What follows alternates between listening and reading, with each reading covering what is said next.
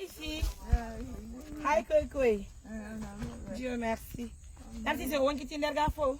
O yaltini demain. Yaltini ndanku. Yaltini. Ko adero yi. Yaro viens, tu vas nous aider. Wali dundon. Wallo me yaltingo kunu mountain. Yaltini pije ko jaga wonun dum fo. Walla nembe kunda ronkene. Kono yimantola. Hoto katangal. Kono kata ko biaddi ko hoto ngal. Tu peux rentrer ici, oui. Dari bawda. No,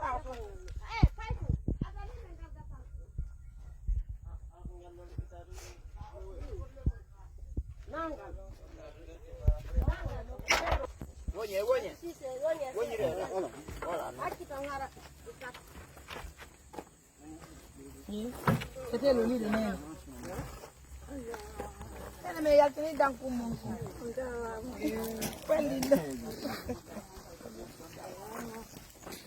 Lagi tanya lang telepon lang, kung sinodi lang, décroche nani, ino lang OTP. Kaya ko to no dan tundara. Il faut appeler ce nom.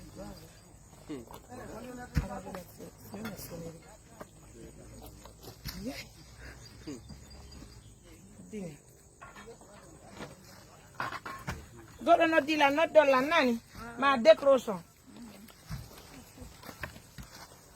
La nido.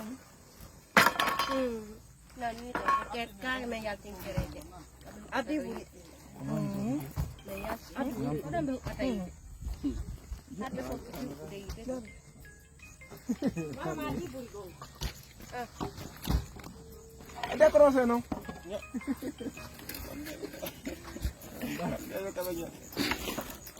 Godo no dimo. Godo no dila. Décroche no mi alaga la ngulude. Pale kanopi. Ine mi alaga. Ine mi alaga. Ine la ngulude.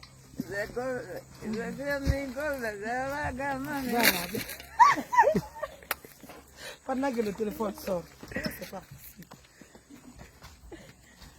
Nem se non si io inela e golle nani. La banco don go wonta. Onto la ki ko jogi no da ko na. Non do kam ni.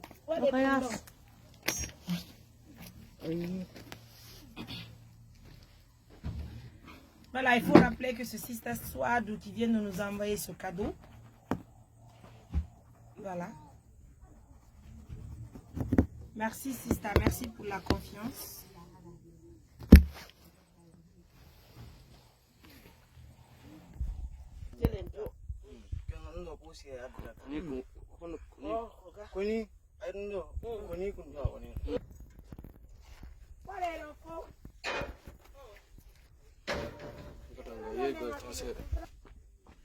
Je crois que par là c'est bien fait. On va la faire venir.